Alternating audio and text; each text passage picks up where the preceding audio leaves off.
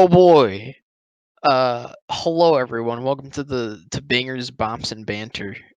This is episode 7 of the podcasts. I'm one of your hosts, Joe. I'm also here with my co-host, Brendan. It is I, the co-host Brendan. And we have a guest. It is I, the guest. Oh fuck. Oh jeez, I wasn't prepared for this. The nameless guest at that. Wow, cool. Yes. If this is episode 7, we have Finn, Poe, and Ray, right? So which of us is which? Are those really the main three? Yeah. In the new trilogy, yeah. Do you think Poe is like one of the main three? Oh yeah. Yeah. A lot of the trilogy focuses on the character development of Poe, especially episode 8. Is it really episode? I haven't seen episode 8 in so long. Mm. I haven't seen episode 9 at all.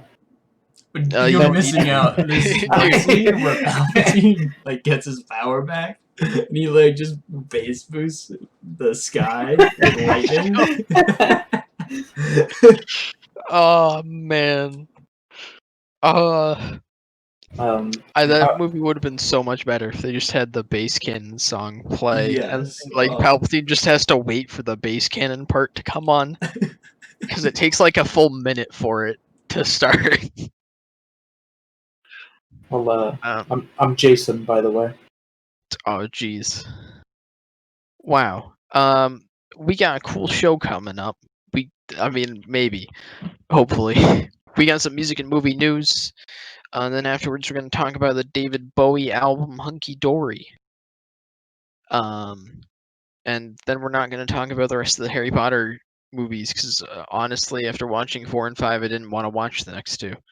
So, yay! the next 3. Brendan will explain the Harry Potter movies. I don't know if I will. It's just like magic. Poof. Yay. It's magic and fascism. Alright. Wow. So we got some cool news stories. Firstly, Kid Cudi teased an animated Kids See Ghosts TV show with him and Kanye. That's really cool. Which is pretty interesting. It's got some pretty wild animation. Some cool stuff. I'm kind of surprised Kanye is on board with this, honestly. Yeah. Most of Kanye's voice acting in the trailer was just grunts, so I'm not sure if he's going to be maybe he'll be silent or something. But yeah. So yeah, wow, it seems Kanye cool. Is quite the lyricist. You know. All right. What's the bleached asshole lyric? Let's move on. All right. Justin Bieber files a $20 million lawsuit against 2 women who accused him of sexual assault. And he claims he has he basically claims he has undeniable proof that it didn't happen. What is it? He has provided numerous receipts and photos and that describe his whereabouts. So yeah, we'll have to see how this turns out. He seems very confident, so. Yeah. So he's suing them for $20 million in damages, correct? Yes, it's 10 million each, I believe. And I mean, I don't know if I ever heard about these allegations.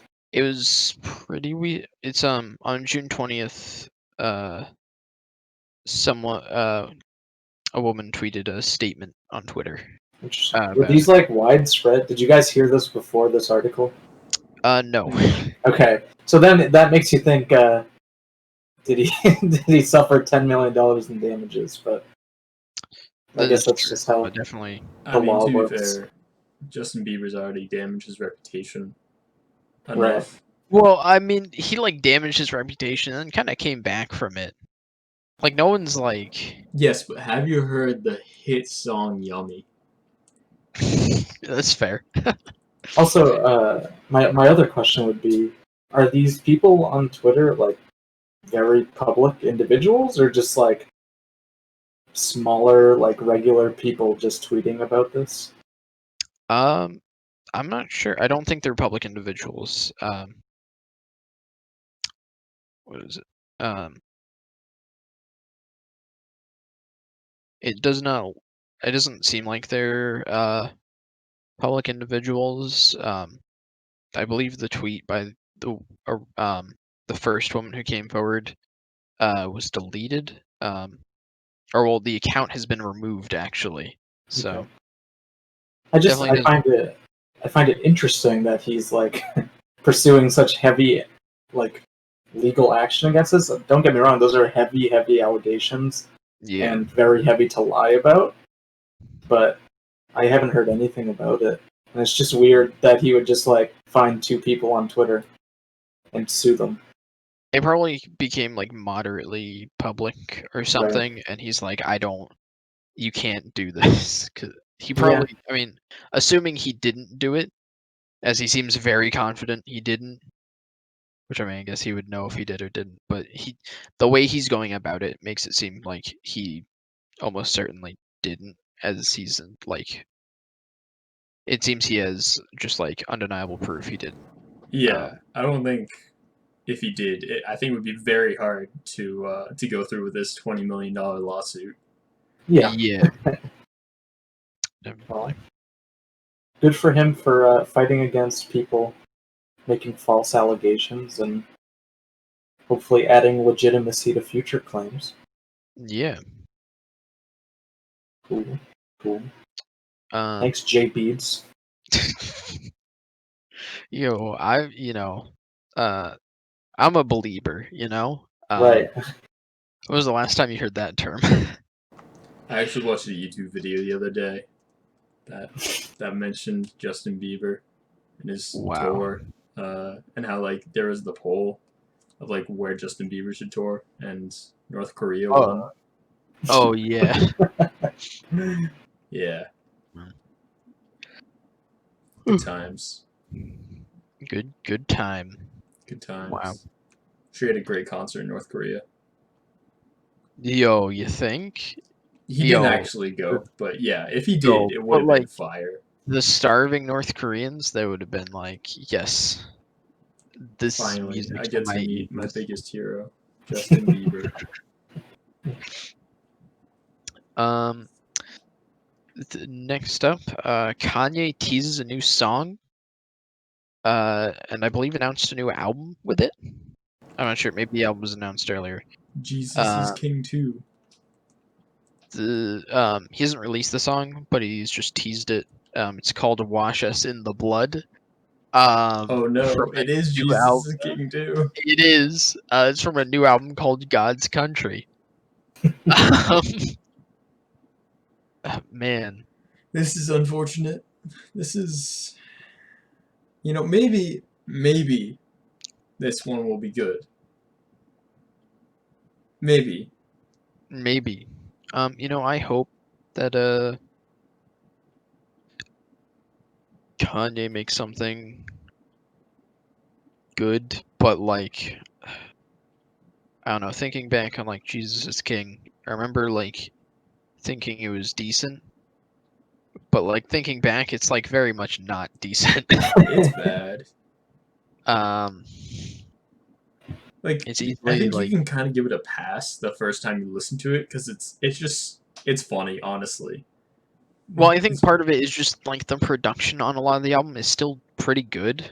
yeah, Um, it's entertaining in that respect. Once you like dig into a lot of the lyrics, it's like, oh, Joe, are you telling me you have oh, a problem with lyrics such as "Closed on Sunday, you're my Chick-fil-A"? yes, I do. That's I insane. Yeah, I know, right? Who knew? That's a bad lyric. Kanye clearly didn't know. So Yeah. And then finally in music news, Beyonce announced a new visual album, called Black is King. Which seems pretty interesting. And guess what? Is gonna be on Disney Plus. Wow. Wow. Can't You wait. can put it Good on thing your. you have. Go ahead. But like, good thing Disney Plus is the best streaming service, and I have a Disney Plus account that I love. Wink, wink, Disney. I was gonna say you could put it on your Disney Plus watch list. Oh, Yes. yeah, because the watch list is the greatest feature of Disney Plus, and it works just as I would expect. Wink, wink, Disney. It's it works perfectly. You can see like 30 films at one time. You can't see any more than that. And You're, anytime you add another film, it just pushes the previous one off to like the viewing list. it's still on your watch list. It's just you can't Yeah. see it in the watch list tab, which just makes a lot of sense, because on Netflix, I have the problem where my watch list is just too big. It's got a whole like 15 films in there, and I just can't get through it all, right? But Disney Plus, they compact it. They make it so that you can never see more than 30 films on your watch list. It's just Wow. genius, if you ask me. Very streamlined. Yeah. Yes. I'm still like amazed that like Disney Plus is like it's so for such a giant company, it's so poorly made. And like it's amazing to me because I compare it to Criterion has a streaming service called the Criterion Channel, and it's really good. Just in Nice. how it works. Like, firstly, the watch list functions. That's like a big Wow. plus. But like, That's like a big ask. Okay. yeah, I know. Um, but like, it just works way better than Disney Plus, and Criterion's such a much way smaller company. So, yeah. Wow, is that gonna do it for music news? I guess. I believe so. Wow. Um, the AMC theaters. They were going to be. I guess we're moving on to movie news. Yeah. Yeah, AMC theaters was going to be reopening like July 17th or something. Now they're reopening July 30th. I thought they Um, were going bankrupt. well, they were like, they have enough money for the rest of the year. They said they doubt they had enough money to make it through the year. Oh, okay. Basically, like by the end of the year, they would probably be on. But they're like, it was like they were probably going to go bankrupt. So, Um, yeah, how do they plan on reopening? I don't know.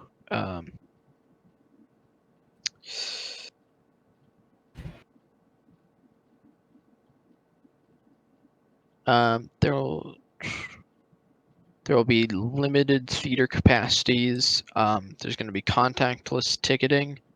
And limited vending options. It says. Okay. So, I assume So, limited vending options means you have to like get tickets on your phone or something. perhaps. I mean, I would see that unless they jack up the ticket prices incredibly, they would be operating at a loss, would they not? They were already operating on a loss. Yeah, Um, okay. they had been like already. I'm pretty sure like the previous year they'd already been losing money. So, yeah. Good job, AMC. AMC, they wow. Hmm. Um, Margot Robbie is going to maybe star in a new Pirates of the Caribbean movie. So they're making a 6th one, right? We're on 6 It's gonna now? be it's gonna be like a spin-off, I believe. Oh, okay. Pirates of the Mid-Atlantic. Wait, there's Disney nothing hire in me. the Brendan. There's nothing in the Mid-Atlantic. It's just gonna be There's like pirates. it's just gonna be a movie that's like 10 months of or like fucking 2 months of just sailing. That's it. Like nothing happens. Um, but yeah. So That's cool. yeah, We all love the Pirates of the Caribbean movies. There's the first one, The Curse of the Black Pearl, and then the other 4. I think yes. there's 4. Kind of lost Yes. track. Yeah. Wow. Beautiful. Yes. There. Whoa. A resolution. Now, this is, I guess, next news story. A resolution calls for John Wayne Airport to be renamed. Because John Wayne was apparently very racist.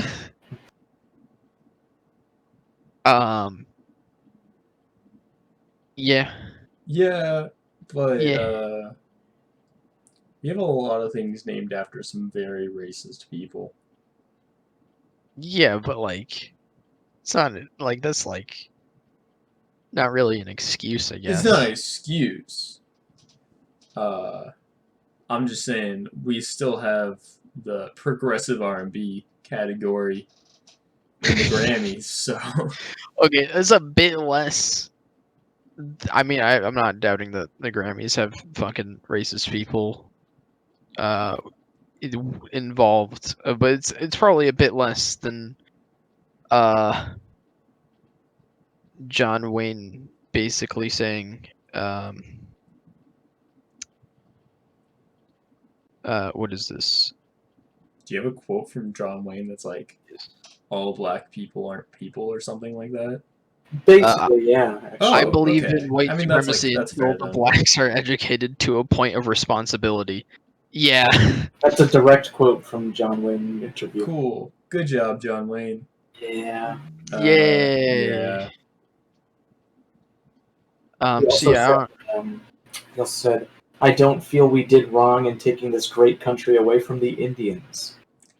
ooh, Uh, ooh, yeah. So very racist. kind of fitting that he played like cowboys and stuff then. It is.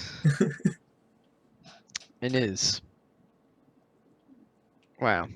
Um, and the next news story, Tenant is delayed again. Whoa. What? It was originally scheduled for July 17th release and it's being pushed back to July 31st when So 2 AMC weeks. theaters are reopening. So, Okay. I mean, they pretty much are gonna have to release when the theaters open. So or actually, I'm sorry, it was originally pushed back to July 31st. Now it's pushed back to August 12th. oh, So, what's gonna be in theaters for like those 2 weeks? I don't know. Inception. You want Okay. to see it? I mean, I guess going to see Inception. Well, good luck, AMC. You're really gonna come Yeah. back with Inception. It's only 10 years old. I mean, yeah, people. I don't know. There's probably people who are still like would be excited to see Inception in theaters. I mean, like, I guess I think it would be cool. I don't, having seen Inception, I don't feel like that's an experience I really need to have. But you know, I guess. And also, and then lastly in news, do you guys remember that film Twister? Oh, yes. Well, there might be a Twister reboot in the works. Thank God. I spent every night not sleeping, just thinking about when we're gonna get another Twister. So I'm just gonna quickly look up how much money did Twister make. Not enough. in Whatever the theaters? number is, it's not enough. Oh, it made 500 million. Wow. Not enough. On what budget? 92 million, Wow. which is yeah, that's like a giant. I didn't realize Twister was that big of a movie. I feel like no one talks about it. But I feel like Who's everybody here? knows about it, you know? Yeah. That's true, I guess. I don't know. Like mid '90s was like that period where like just anything could get made if it was a disaster movie. Yeah. You had like I think it's Volcano or something where it's just like I don't remember. It's either like Volcano or Eruption or something like that. I It's think it's just like a Eruption. volcano like happens in the middle of Los Angeles. Um, and I have made a, I have a question. yeah Who's your ideal Twister reboot lead? Keanu lead. Reeves. Keanu Um, Reeves? I don't. Wait, no. Can I change my answer? Sure. No, that's like that's bad. I don't know. Hmm. Keanu Reeves is realistic. I feel like Keanu Reeves isn't really like a disaster movie guy. Like it needs to be The Rock. Okay, It it just has to be The Rock because of course it's going to be The Rock actually. it is going to be The Rock or like Dave Bautista. I don't know about Dave Bautista. Dave Bautista hasn't been really in disaster movies He though. hasn't. I feel like he's branching out more though. Who would be the worst Twister reboot lead? The worst? Yeah. Can I say The Rock again? That sounds about right. But no, worst Twister reboot lead, I think.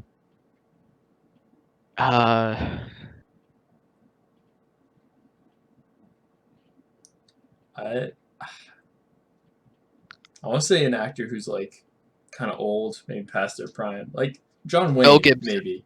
I suppose it's a little bit better than John Wayne because he's not dead. Yeah. I Sandra don't know. Bullock. You know, that might actually happen. What, Sandra Bullock being I the feel like lead? I could see Maybe could. I don't know. Man, Is Sandra Bullock seeing much work these days? I don't know. Really? I just never have been a fan of Sandra Bullock. She reminds me of like a friend's mom. I think that's kind of the point. Yeah.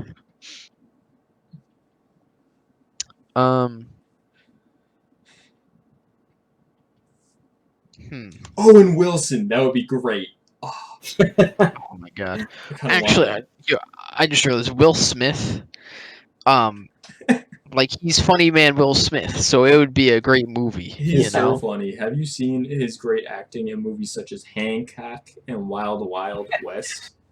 Oh my god, he's wow, he's real funny. He's so funny. I laughed those entire movies because they're Yes. just so funny because of Will Smith. And don't even get me started on Bright. Oh fuck. Is The it's greatest funny, but movie also ever deals made. with racism. Yes. You see orc equal black person.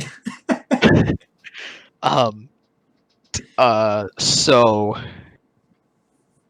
Bright's amazing to me because they have like the racism allegory, but then like a third of the way through the movie it's just gone. Like it doesn't matter anymore. At all. Yeah, And it's yeah. also Bright's World is also like incredibly poorly thought out. Um Shit just happens. well like just the world in general is like Oh yeah. it's like it doesn't make any sense.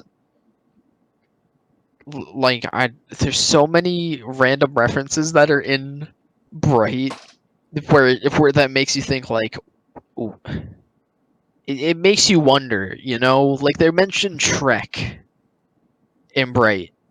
W- That movie would be like racist if it Yeah. actually existed. Um. Right. They Shrek is referenced. They also mention Will Smith mentions the Crips at one point. Um. I don't even remember that. He says like he says it to his neighbors at the beginning. Okay. But that also implies that the South Atlantic slave trade happened. Um, but yeah, Bright doesn't make much sense. No, it doesn't. Anyways, Bright's the Oh best movie I've ever seen. yes. Also, I love that Mexicans are their own like a race, Yeah, and you Bright got is not like elves, humans, orcs, and Mexicans. The yeah. 4 races. It's quality stuff, you know. Yes. Wow. Well, Well, that was some music and movie news. wow. I feel so Wow. informed of the current events of this world. This gives you a really great view of what society is like, you know? We live in a society without Suicide Squad 2, which is just terrible. Isn't there going to be another Suicide Squad movie? It's a reboot though. It's not a Yeah. continuation of Jared Little's Joker. Okay. Jared Littles? Yes. Sure. Did I stutter? Yes, you did. You said Fuck. Jared Leto. Or, wait, Leto? Fuck. Lito. Jared Liddy.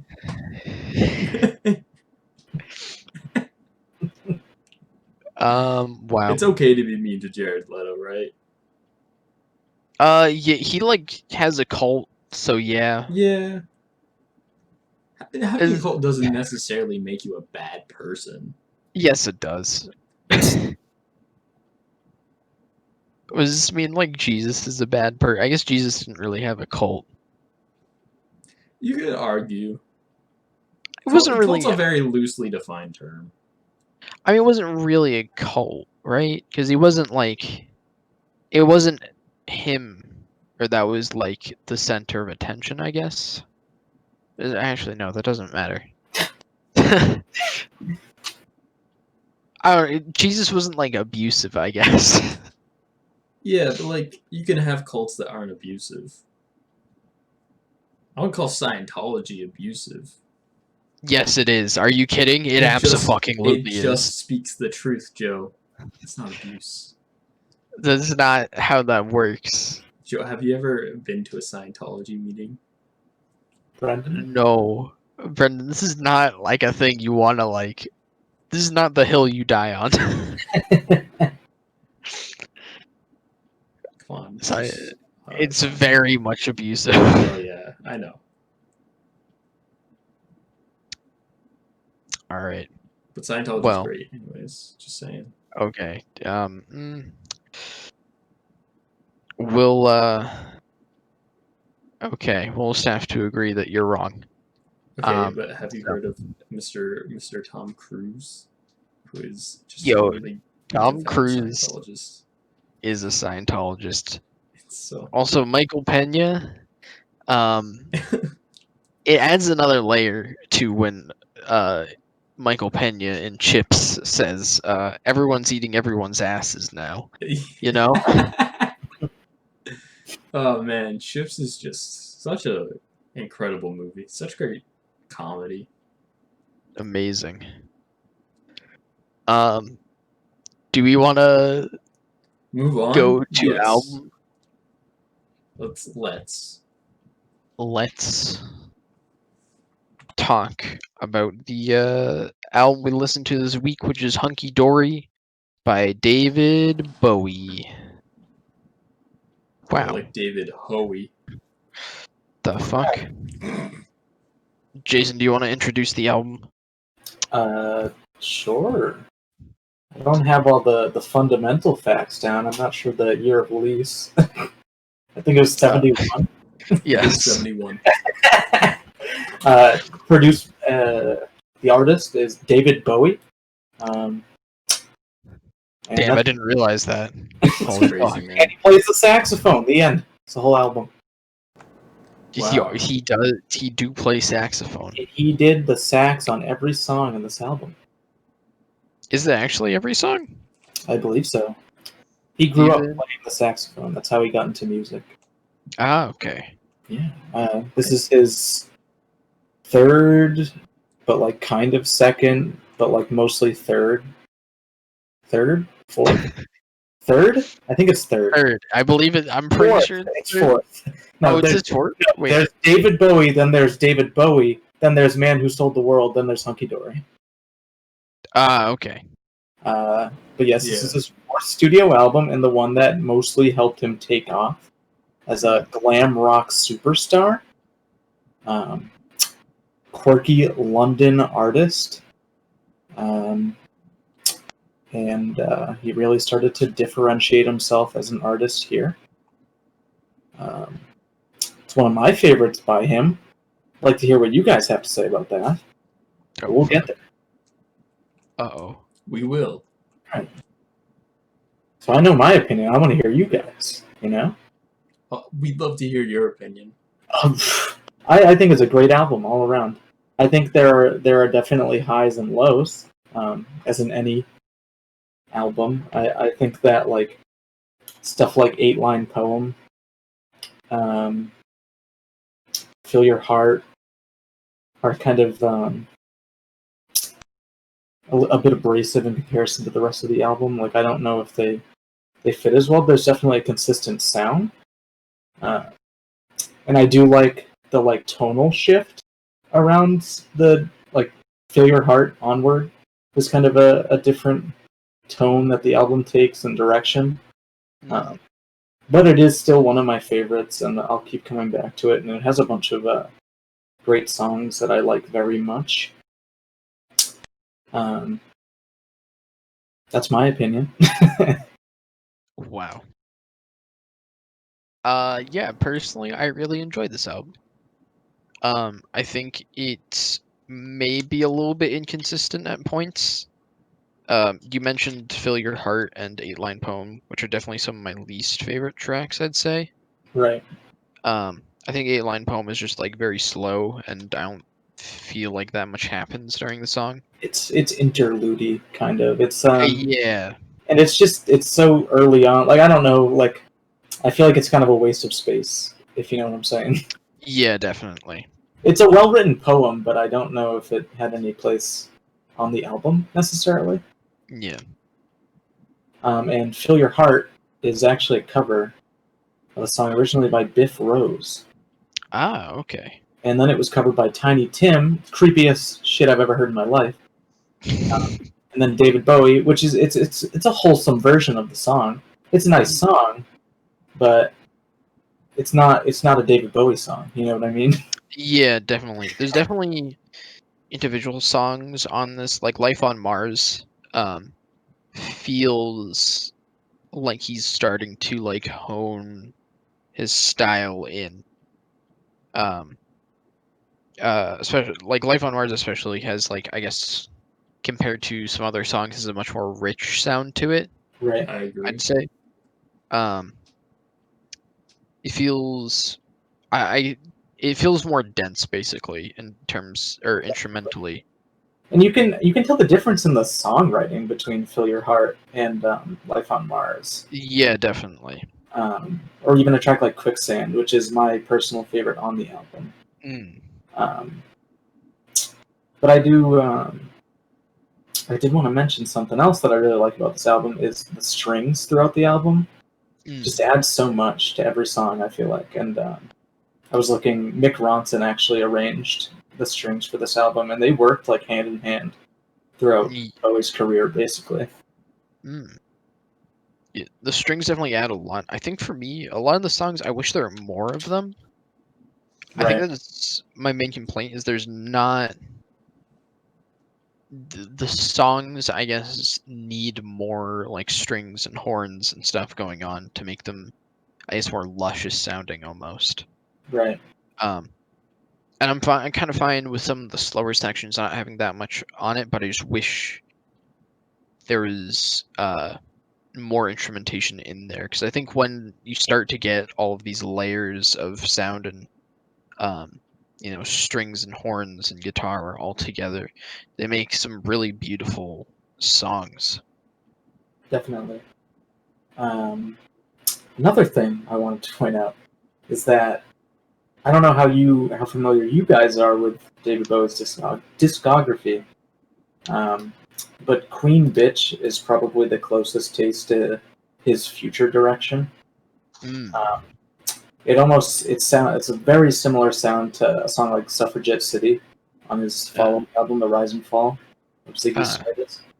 And you can tell because he tries to bring in that like electric guitar glam rocky sound, whereas he is hanging on to his folk roots on some of the other songs on the album. Yeah, I can definitely see that. I also have to say there's a lot of like tribute songs on this album. Right. Interesting. Yeah. I know Queen Bitch, at least according to Genius, is like almost a tribute to the Velvet Underground. Yes. He was heavily inspired by the Velvet Underground, Andy Warhol, Bob Dylan. Yeah. You have 3 tracks there that are directly tributing them. Yeah. And from what I was reading on Genius, is I believe that might be intentional with what he wanted to do with the album, because Quicksand is like a very philosophical, like get in your head kind of song, followed by Fill Your Heart, which is all about letting it go and just thinking about the things that you love and appreciate and whatnot, and then it's followed by 3 of his biggest inspirations and tributes to them. I didn't connect like the flow of that. And I think that's why the tone shifts so much at that point in the album. Yeah.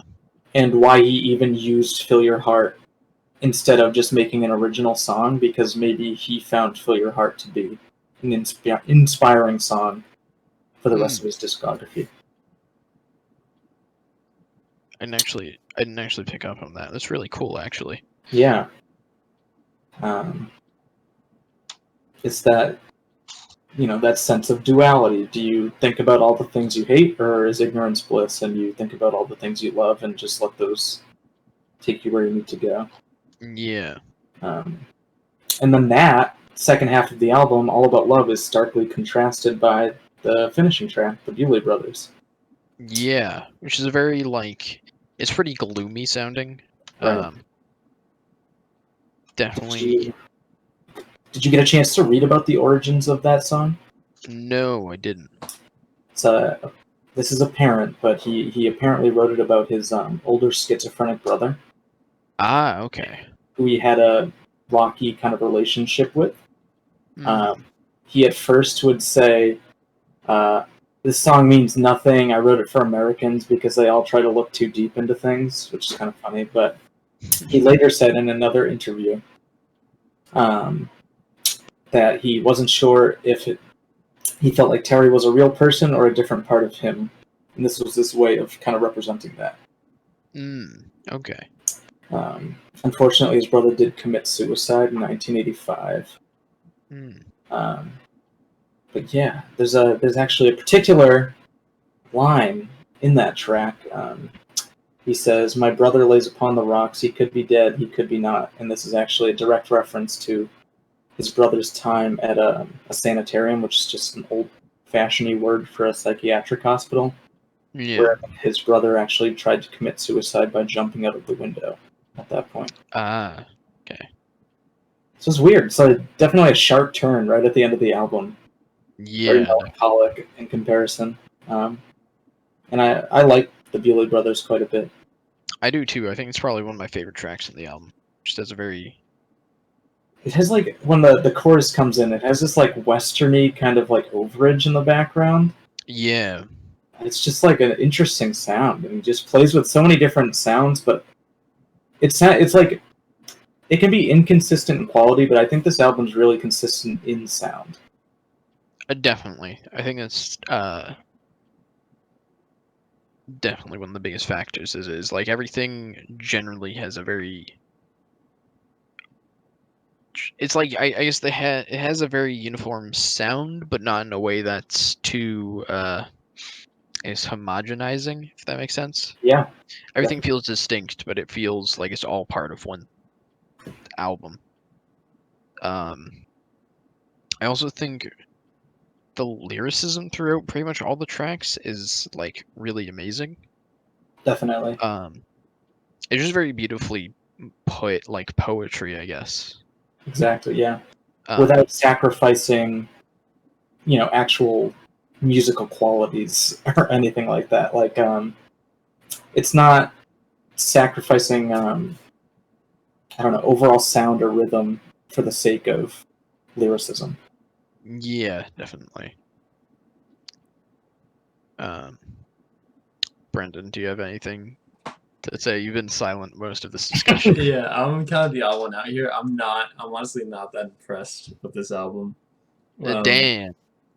Don't get me wrong, I like it. I do agree. Bowie's lyricism is great, and I think his vocal performances a lot of the time come through very strong. However, for me, there's the production on this album really brings it down a lot. It feels most of the time very manufactured and not terribly engaging. There are definitely a couple tracks that I think get into nice grooves, like Changes or Life on Mars. Queen Bitch is another highlight for me as well. But for the most part, I find it I find that I have a hard time, staying engaged with it because I just end up tuning it out for quite a few of these tracks. Really? Okay. That's interesting. I think for me, some of the like some of the opening tracks, like for me, Changes, Oh You Pretty Things, and Eight Line Poem are like, I mean, Changes and Oh You Pretty Things, I think are like, I would like very like all right for me, Okay, compared to a lot of the rest of the album. Um, I guess Changes has like for me Changes has a good hook, but I think a lot of the verses are kind of dull. that's fair. Um, I do really enjoy the hook though. um, and it's kind of the same thing for Oh You Pretty Things. The verses are a bit slow for me. Um, with only like the piano going on throughout most of them. Um, but again, I think the chorus is really good. And then Eight Line Poem is just very Yeah, that one's slow kind and of bland, honestly. um. But then I don't know. The rest of the album for me really picks it up. What did Um, what did you guys think of Cooks? Kooks. Cooks. Kooks. I really enjoyed it. I think the piano on the verses is like a little goofy, but that's also kind of the point of the song. Right. Is how goofy it is and how or well, I mean the song being about uh David Bowie's child. I don't The director of the movie Moon, Yep. by the way, just saying, horrible movie. It's not a Wait, horrible movie. It's wait, bad. what? It's not Wait, bad. David wait, Bowie's son directed Moon. Duncan Jones? Duncan Yeah. Jones is Bowie's Oh, son. I actually love Moon. I think that movie's great. Well, there you go. Wow. That song is a tribute to a director you like. Wow. Another tribute song. He's Bad only album. directed 2 movies. Like, He's directed 3 movies. 3? Wow, man, he's got a Directed full fucking filmography going. He's directed Moon, Source Code, and Mute. Oh, I didn't know about Source Code. I only knew about Moon and Mute. Yeah. I really love Moon, but for like I've heard source code is like, it's decent, and then Mute is supposed to be kind of awful. So Well, hey. Good job, David Wow. Bowie's son. wow. You'll never not be David Bowie's son. I didn't even. I mean, it's just pretty interesting. David Bowie was born David Jones, I think. Yeah. Yeah. So Oh shoot, he's also done Warcraft. So 4 movies. wow. Wow. I do want to say I see where you're coming from when you say the album sounds kind of manufactured. But I would like. Do you mean like? Does it sound choppy? Like, how do you mean? I mean, I think it's mastered very well. It's just I think the sounds they use, and the way that they're arranged, I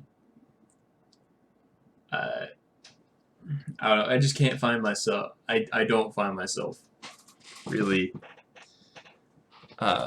becoming interested in it because it feels almost like formulaic a lot of the time. Would you say they didn't take any risks basically with arranging these songs? I mean, I suppose like this is pop, and I can't really fault it for not taking risks, you know. Right. But I suppose in the end I would have liked to hear something that's a bit more unique, I guess. Now, not that like stuff here isn't unique, but it's not unique from each other. I don't know. It's just like It's homogenous to you. yeah, a lot of the time. Okay. Well, maybe you'll like the rest of his discography moving forward. Uh, He went through changes, Brendan. wow. You get it? Whoa! Yeah. It's like the song. Life on Whoa. Mars, yeah, that song. Yeah. No, the only way I'll like the rest of his discography is if he really just turns into Merzbow, who is just the greatest artist of any generation. Just saying, There are definitely people just who incredible. are like, there's people who agree. Okay, so like, firstly, Merzbow's not a bad artist. No, he's not just bad. He's very actually really niche. interesting artist, but like He's just very niche. he is very niche. He does, he always keeps things interesting. I'll say that. How? Alright, I don't know. Doesn't he have like 30 plus albums or something? It's a lot. It's a lot of sounds. It's a lot of noise, some would say. Yes, he is a noise artist, so Wow. some would probably call that noise. Crazy. It is. We're really good at this.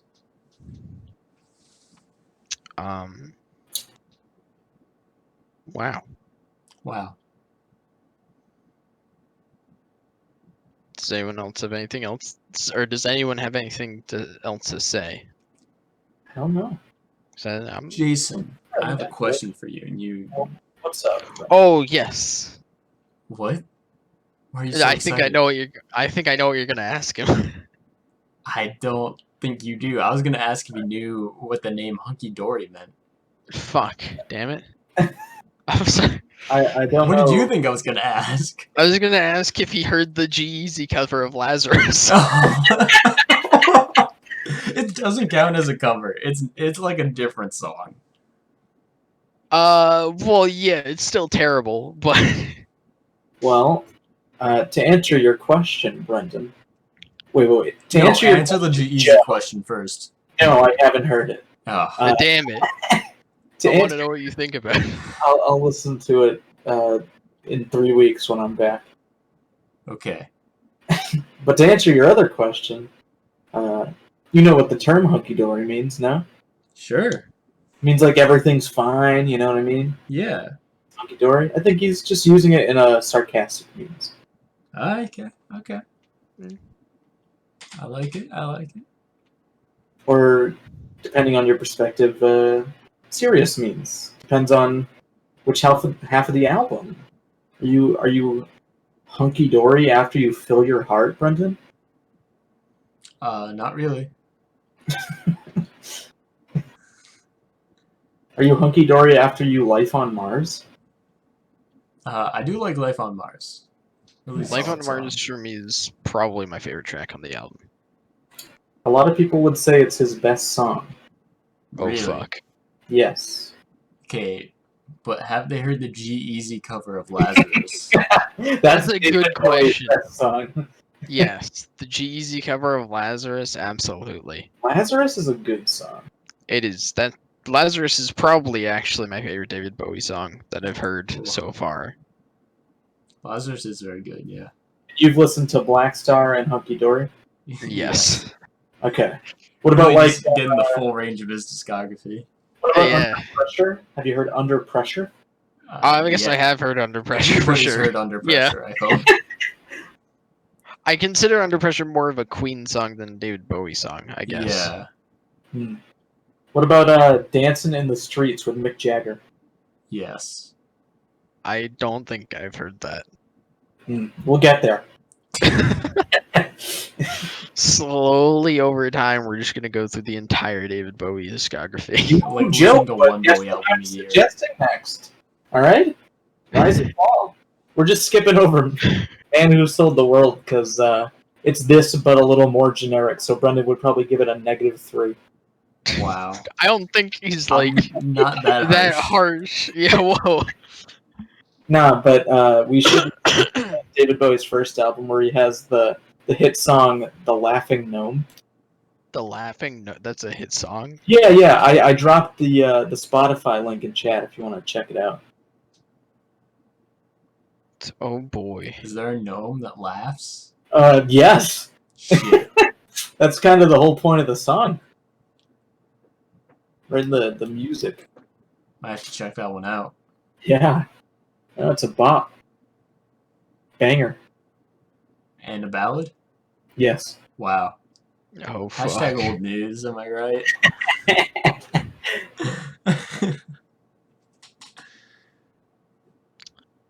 Well, so what would you guys give this album? I want to hear Brendan go first. Okay. Or Me, you go first. like I said, I like it for the most part. I think it has its shortcomings. However, I'm at, it's a 7. It's like a light 7. I'm a Okay, big there was- David Bowie fan. I'm gonna give this one a strong 8.5, light 9. Oh fuck. For me personally, I think this album's very good. I think it's like, I think there's like there's a lot of songs where I have like small problems with them, which I think holds it back a bit. It's like a 7.5 for me, personally. Cool. All right. Thank you, Wow. Mr. Bowie. Wow. I'm sorry. Thank you, G-Eazy, for your cover of Lazarus. You're right. God. Thank Where you, would we Duncan, be without G-Eazy? for And Warcraft. his songs that are not about Yes. Halsey. Did you know that Halsey, her name is Ashley? And that's And why she's Halsey's an anagram for Ashley, yeah. Yeah, Wow. found that out the other day. Were you looking up the BTS song featuring Halsey? I didn't know that existed. It's called Boy With It's Love. actually, it's fucking slaps, actually. The song's fire. So a wise man once said, Stan Young Cook.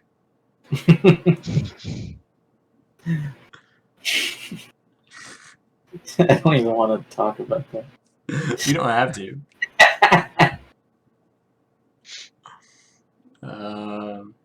Alright, Joe, what's next? What's next? Brendan, you're gonna explain to us the Harry Potter movies you saw. Okay, so I've seen Harry Potter. We left off last week at Harry Potter 5, and we were like, yeah, it's alright. I went ahead and watched Harry Potter 6 and 7 Part 1. 6 I think is actually a really solid movie. It's probably my second favorite in the entire franchise. It's got a really interesting use of color. It's very like brown, yellow, green, uh, So vomit. chromaticized. So it's cool. It's also like it's lighthearted. It knows when to be lighthearted and depressing, because a lot of the movie is focused on like the romance between Harry and Ginny and Ron and Hermione. Um, and I assume the book is focused on that too. I admit have not read the sixth or the seventh book because the fifth one bored me so much that I gave up the entire series. Um, so there's that, but the effects also look really good in the sixth movie. I think there's lots of really impressive scenes, and it's an all around it's an engaging movie. It's not like spectacular, but I feel like it's a nice. It's definitely better than the fourth and fifth movies, which is nice. It's fun. It's also like it gets real dark at the end, and like Dumbledore dies. Spoiler alert, and all that stuff. Um, so The yeah, fuck, I think Brendan? it's solid. How could you spoil it for me? It's crazy. It's only been I out only 10 plus read it. years. I only read it when I was a kid, okay? Yeah, How could I have known that Dumbledore dies? dude. I don't think anybody doesn't know that Dumbledore dies. I was gonna say, I have one more thing about the movie. Whatever. If I don't remember, it's not important. So, Wow. oh, I was gonna say it's kind of surprising just how much because this movie is definitely a step up from the fifth movie, even though they all have the same director. David Yates directed the fifth movie onward. Yeah. And honestly, for all the shortcomings that the fifth movie had, it's nice to see the sixth movie really picked it up. Seventh movie I enjoy as well. Definitely not as much as the sixth movie though. Um, it's kind of it's like all of the seventh books and movies is just it's dark because literally the wizard world is like kind of dying. They're in a totalitarian government gets installed and people start disappearing and they're all gonna die at any moment and stuff like that. So just really fun times for the gang. But I think the movie does a really good job of setting the tone with that. There's a couple scenes that really stand out to me where you get the feeling you really get the feel for them just being constantly scared for their lives. There's this one scene that looks really good. It's the sequence where Lovegood, Daddy Lovegood, is explaining the Deathly Hallows, and they like animate the Deathly Hallows story. It looks amazing. I gotta say, I just really love it. It's like so pretty. Other than that, the action in the seventh movie kind of sucks. I will say that it's just like a lot of shaky cam and confusion, which not a fan of, definitely. But action is kind of a small part. It's usually over pretty quickly because they have like magic and that tends to solve problems, which is nice. Kind of wish I had magic. Also, they become Nazis and start genociding They were already mudbloods. Nazis. Okay, The but Nazi Party was still the Nazi Party before they started the genocide, Brendan. yeah, but they weren't like, cool or anything. That they were never cool, Brendan. Okay, that's fair.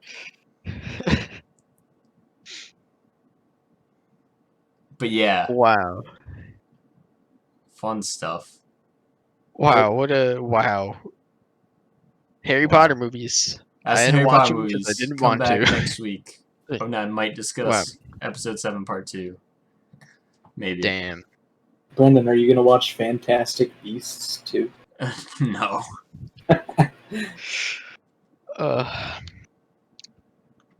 All right. Well, is that everything, boyos? As for this week's new content, I believe so. Wow. Okay. Well, next week we're gonna be starting up We're gonna be Okay, you We're can gonna do start it. doing. All right. I'm gonna do it. I can do it. I Yeah. believe in myself. You're so okay. cool. Everyone wants to have sex with you. Yeah. It's a lie.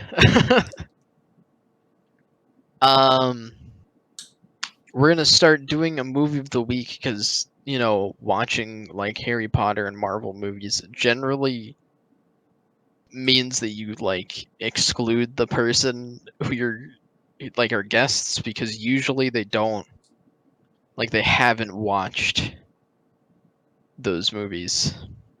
So yeah, we're gonna start doing movie of the week.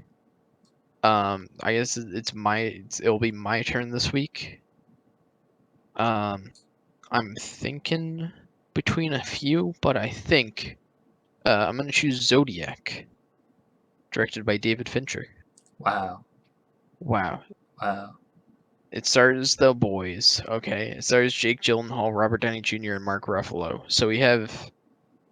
Look, it stars Mysterio, Iron Man, and Hulk. Yeah. Yeah.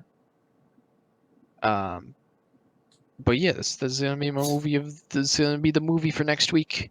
And also next week we're gonna be reviewing an album. We're gonna be reviewing something that both me and Brendan have listened to before, but something we want to kind of take a look back at, revisit. We're gonna be reviewing Death Consciousness by Have a Nice Life.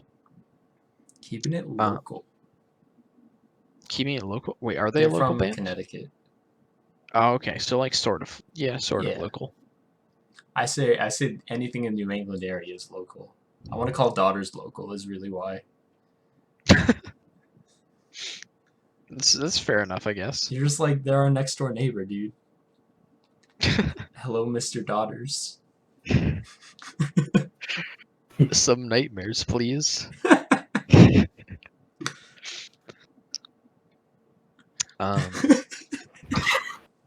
I just like have the mental image of Alexis Marshall like giving me a goodnight kiss or something like that. Do you remember the concert we went to where he just like kissed some guy on the forehead? Yeah, that's what I That was want. great.